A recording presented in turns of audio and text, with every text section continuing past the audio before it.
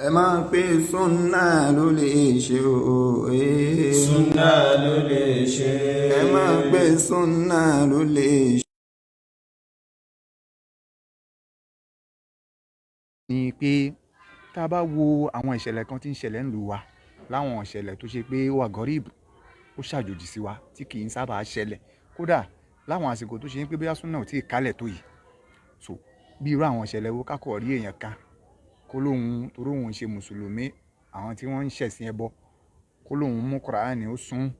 àbí kẹ́lòmíì jáde tí kì í ṣe mùsùlùmí bí ẹlẹ́sìn náà sọ̀rọ̀ kó máa sọ̀rọ̀ pé ẹ̀yin tẹ̀ ń kírun wákàtí márùn-ún àwọn àfáà mú yín lọ́dẹ̀ ni mo lẹ ti rí inú kùránì irú àwọn ọ̀rọ̀ báyìí ṣé ẹ lérò pé ó yẹ kí àwọn ìjọba wa kí wọ́n wá nǹkan ṣe sí i torí pé nǹkan yìí ti ń bí ìṣe lórí ìṣe látara pé àwọn ẹni tí wọ́n ń ṣe yìí bóyá followers tí wọ́n fi ń wá lórí Facebook náà ní àbò owó tí wọ́n fi ń wá àti bẹ́ẹ̀ bẹ́ẹ̀ lọ so wọ́n ń ṣe nǹkan míì tó wọ́n ń ṣe nǹkan léraléra láwọn nǹkan míì náà tó yàtọ̀ sílẹ̀ ìgbésẹ̀ wo lẹ rò pé ó yẹ kí àwọn tí wọ́n jẹ́ àáfà ẹ̀sìn tí wọ́n jó ní súnà kí wọ́n tó yẹ kán gbé àbáwọn tó ṣe pé wọ́n jẹ́ ìjọba ìgbésẹ̀ wo ni ó yẹ kí wọ́n gbé àbáwọn mùsùlùmí generally because ọ̀rọ̀ tó ní ṣe pẹ̀lú ẹ̀sìn náà ni kéèyàn jáde kó lóun sùn Kùránì nǹkan tó tóbi ni torí tó bá jẹ́ wọn lẹ́ẹ̀kan yálẹ̀ Haúsá àwa náà mọ nǹkan tí ó ti ṣẹlẹ̀ kó tó di pógun ẹ̀sìn wọn abẹ́lẹ̀ ńlẹ̀ Yorùbá irú ìyàwó ló yẹ kí ìjọba kọ sí ìṣesí sá. alhamdulillah thumma salatu wa salamu ala rasulillah wa ala alihi wa ashabihi wa man tabi'a hudahum ila yawmin nushur amma ba'd ada ko fún Allah subhanahu azza wa jal atoro ìkẹ́lọ́run àti ọlá rẹ̀ fún níṣẹ́lá Muhammad sallallahu alayhi wa alihi wa sallam sunna lágége alhamdulillah ẹ wá wa kan ìlú wa ló sí ń bí àbí Olúwa subhanahu wa ta'ala kó jẹ́ ká jọ kéré oko délé ìkéré oko délé lẹ́ni tó bá mùsùlùmù délé gbogbo ìsẹ̀mí ayé wa láyé ń bí oko láwà àjò láwà ẹni bá dòjú alqiyama tó bá ẹ̀nà gbàlìjẹ́nà òun ló délé láyọ̀ àjọ ń ṣiṣẹ́ inú oko ní báyìí ni àjọ ń dààmú náà ọjà ayé ni ọlọ́run jára èyí tó dánú ẹ̀ la ilaha illallah. In tí ẹ fẹnu kàn yìí a máa ṣẹlẹ̀ nílùú tí ò bá sófin ìlú tó bá wà lawless lẹ́tì máa rí ẹnìkan kó máa fi símbọ́ ẹ̀sìn míì kó máa lálàsẹ́ kó máa fi ṣe yẹ̀yẹ́ ẹ bá ráwọn ìlú tí wọ́n develop lágbàáyé tán sì ní religious tolerance wọn ò nígbà kí ẹlẹ́sìn kan kó fi nǹkan àmì ẹlẹ́sìn kejì kó fi ṣe yẹ̀yẹ́ torí pé ẹ̀sìn ní í ṣe pẹ̀lú doctrines gbogbo tá a bá ti wá ń pè ní doctrines ẹ lọ wò dáadáa lọ́dọ̀ àwọn ilé ìbò gan intéèyàn máa ń torí rẹ̀ gé ní martyrdom lé lórí that is intéèyàn ó fira rẹ̀ di wípé bẹ́ẹ̀ mi ó bá di sí kó di sí báyìí mi ó bá tán sí náà àti dúkìá mi kó tán sí mo gbọ́dọ̀ gé ní freedom lórí doctrine tí mo gbàgbọ́ doctrine yẹn lè wá ní í ṣe pẹ̀lú ẹ̀sìn lè ní í ṣe pẹ̀lú ọ̀rọ̀ economy àwọn tó máa láwọn jẹ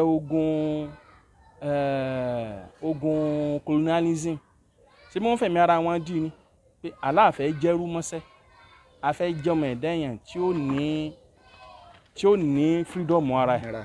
tí ó ní òmìnira ara ẹ̀ bẹ́ẹ̀ náà lẹ̀sìn kò ní ẹ̀tọ́ nílùú tí ó bá wà well exposed tí àwọn ọ̀jọ̀gbọ́n àwọn olóyè sì ń bẹ nínú ẹ̀ bí ìlú Nàìjíríà yìí lápèjúwe kí irú ìgbaniláyè yẹn wá wà ìdá mùsùlùmí ni kó mú symbols àwọn tí wọ́n ṣe mùsùlùmí kó wá gbé sórí mídíà kó mọ wá yẹ̀yẹ́ ẹ̀ bóyá kó cross àwọn Christians àbí kó lọ kọ́ sànyàn àwọn onífá kó wá gbé sórí mídíà kó mọ wá sun ná kò yẹ kó rí bẹ́ẹ̀ and opposite is also the case ká wá rẹ̀ ń tó jẹ́ lẹ́sìn míì kó wá mú kan náà àwọn symbols mùsùlùmí bóyá Kùránù ni àbí mọ́ṣáláṣí ni kó máa wò irú ètò ṣẹlẹ̀ tí ò tí ì pẹ́ yìí tí àwọn ẹlẹ́bọ lọ́wọ́ àtàkì àwọn mùsùlùmí ní mọ́ṣáláṣí àwọn àfáà ní mọ́ṣáláṣí ìyẹn ní Ọ̀ṣun state so irú àwọn kan wọ̀nyí a sì pé democracy níjọba wa ń lò lórílẹ̀‐èdè fún wa tó bá ṣe pé democracy náà ni wọ́n ń lò kò yẹ kí wọ́n káwọ́ gbéra wọ́n gbọ́dọ̀ wá nǹkan ṣe sí i torí ogun Boko Haram bó tẹ̀ ṣe wípé ìpìlẹ̀ rẹ̀ àwọn tó yéyé pósèlú ni ṣùgbọ́n padà lọ́mẹ́sìn bọ́tọ́ padà lọ́mẹ́sìn tán nìsín àti ilẹ̀ Haúsá tí wọ́n ti bẹ̀rẹ̀ àti ilẹ̀ Yorùbá àti ilẹ̀ Ìgbò kò sí ibi tí ìnira rẹ̀ ti kàn wá kódà ẹni tí èso ọmọ Nàìjíríà tó ń gbé gẹ́gẹ́ bí fọ́nrán Nàìjíríà òun náà jẹ lára wàhálà rẹ̀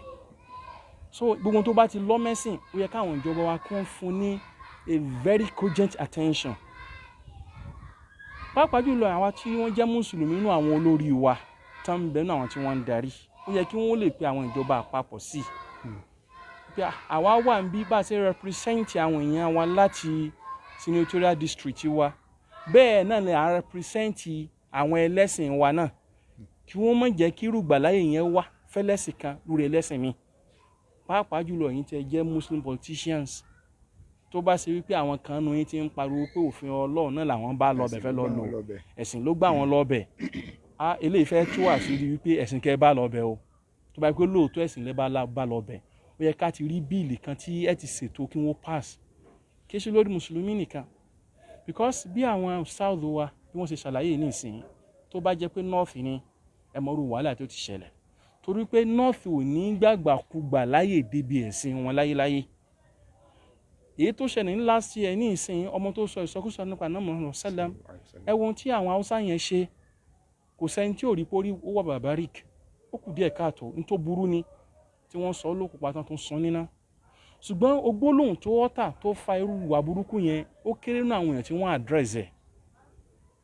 bójú bàbá yẹn gan ni wọ́n bú gan téèyàn bá sọ máa lè bàbá yẹn ìyẹn ò fẹ́ jà bèlè tí ọ̀rọ̀ alkiyama èèyàn ọ̀rọ̀ ẹ̀sìn èèyàn ọ̀rọ̀ àtibọ̀tẹ́ èèyàn eléyìí mú wọn káwọn eléyìí ṣe ẹsẹ̀ gbé Islam tako ohun tí wọ́n ṣe lórí arábìnrin yẹn Islam náà ṣe wọ́ọ̀nù rẹ̀ tí ó máa sọ̀rọ̀ àwọn ọ̀rọ̀ bẹ́ẹ̀ kò yé sọ̀rọ̀ ẹ̀ ẹ wo Jabaru nìyẹn nígboro Kánò ẹ wo ohun tí ìjọba Kánò padà ṣe ní ṣẹ̀ríà kọ̀tù Kánò mùsùlùmí nìyẹn ṣùgbọ́n ẹ wo àwọn kan tó jẹ́ fundamental principles of Islam tó ń tako wọ́n ṣú ẹ̀ sí kóòtù wọn pé ọmọ èèyàn ńlá ni oní Jabar khalifa bàbá rẹ̀ ó ní ẹ wo ohun tí wọ́n fojú ẹ̀ rí ní kóòtù so wọ́n fẹ́ dogun ẹ̀sìn lẹ̀ ká tó wá sọ pé ní tí ìwà ṣe mùsùlùmí kó wá mú Quran kó máa súnná kó máa condemn ìrun kíkí kó máa láwọn àáfàá mú àwọn èèyàn lẹ́rú sìn bí èèyàn bá fẹ́ pèpè lọ bí ẹ̀sìn ìbílẹ̀ tiẹ̀ tó ń ṣe tí ń jẹ́sìn ẹbọ lọ́dọ̀ tàwa mùsùlùmí kálá mọ́lẹ̀ kó yé traditional religion ni lóòótọ́ lọ́dọ̀ yín tẹ́ gbà ẹ̀sìn àbáláyé ní Islam àwa gbà pẹ́sìn ẹbọ ẹ̀sìn abọ̀rìṣà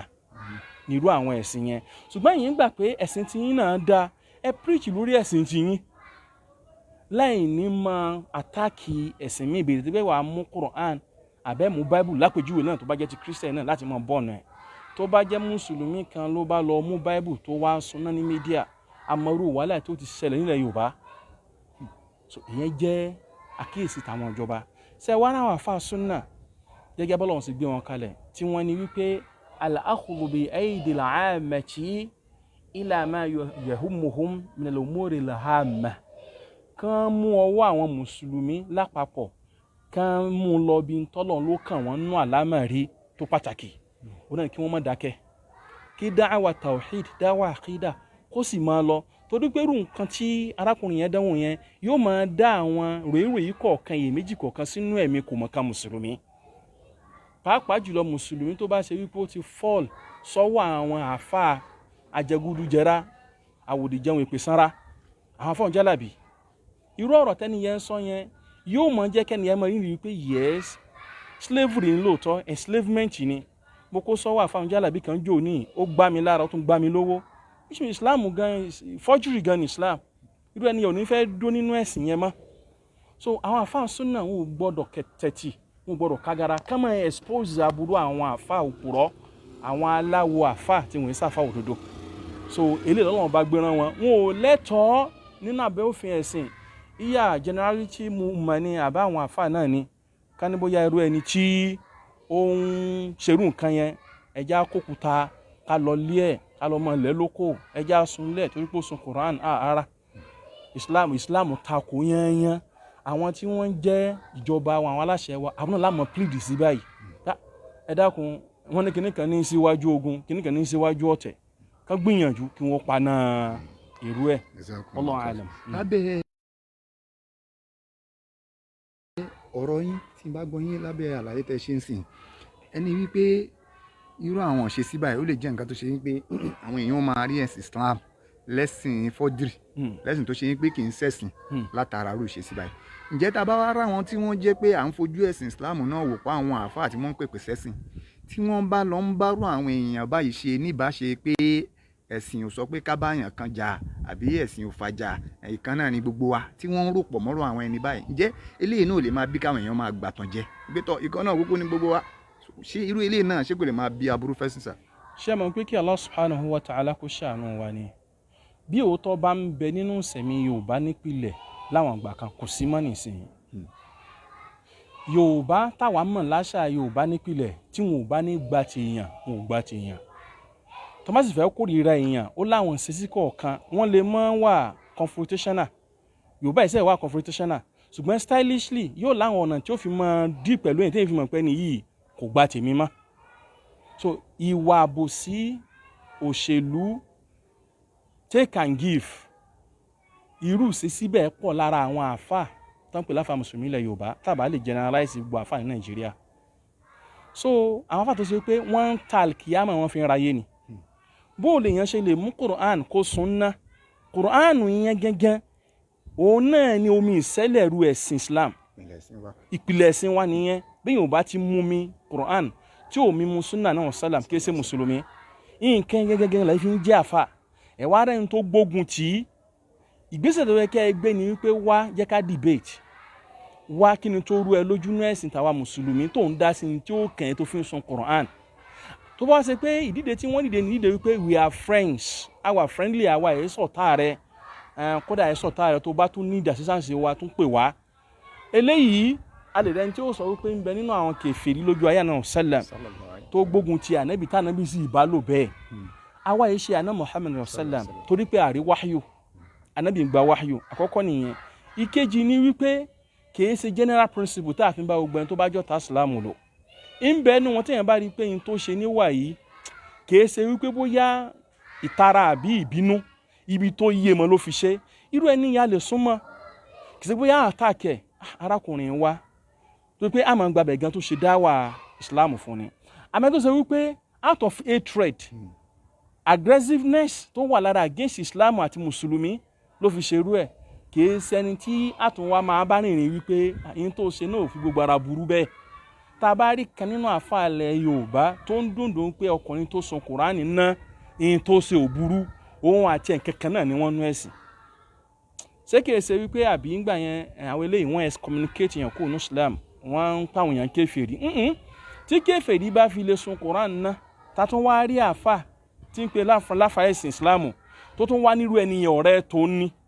a jẹ́ wípé àwọn alákan wò pé wọ́n yàtọ̀ síra wọn ìgbàgbọ́ kan náà ní bẹnu ẹ̀mí wọn irú wọn náà sì mọ̀ wọ́n lẹ̀ Yorùbá àmọ́ akàn tanra wa ni táwọn pé àwọn onífá lè inú àwọn àfà àwọn aláwo ni wọ́n kàn fi mọ kéwú tí wọ́n ké níwọ̀n báyẹn wọ́n kàn fi kájú ni so irú àwọn àfà bẹ́ẹ̀ ẹni tá a máa ń warn against ni wọ́n a gbọ́dọ̀ sọ àwọn mùsùlùmí lára kúrò níbi páńpẹ́ irú àwọn àfà tí wọ́n bá rú ẹni bẹ́ẹ̀ yẹn tí wọ́n bá ṣe tí èyí ṣe wípé wọ́n ń pè sí àkíyèsí àtúnyàn o approach yàtọ̀tọ̀ síra wọn lágbájá mo rí báyìí lẹ́sìn àwa mùsùlùmí ló sì ń ṣe báyìí bóyá kò yí ọ tó ni wá gbọ́n tọ́lọ̀ ń sọ nípa ẹ̀sìn wa kíru ẹ̀yẹn náà wá pé àṣẹ tí mo tiẹ̀ ṣe yìí àsọ̀ràn ńlá mo dá àmọ́ ìfilọ́kànbalẹ̀ pé n tó ṣe òburú jẹ àwa ẹ̀ ṣe ń dálára títí àmọ́ bọ́ ṣe eléyìí ó túmọ̀ sí wípé al-wala wal-bara ó ti kúrò nínú gbàgbọ́ àfa yẹn tó bá ti wá kúrò irú ẹni yẹn ò sí lágbárin ẹ̀sìn tánà Ibrahim ń bẹ lórí ẹ̀ mà kò sí lágbárin orí ẹ̀sìn tí àná Muhammad ń bẹ lórí ẹ̀ mà òun àtàwọn Fíráúnà Hámánà Kọ́rún àwọn náà jọ ń tò níbi ìgbàgbọ́ wallahu alam.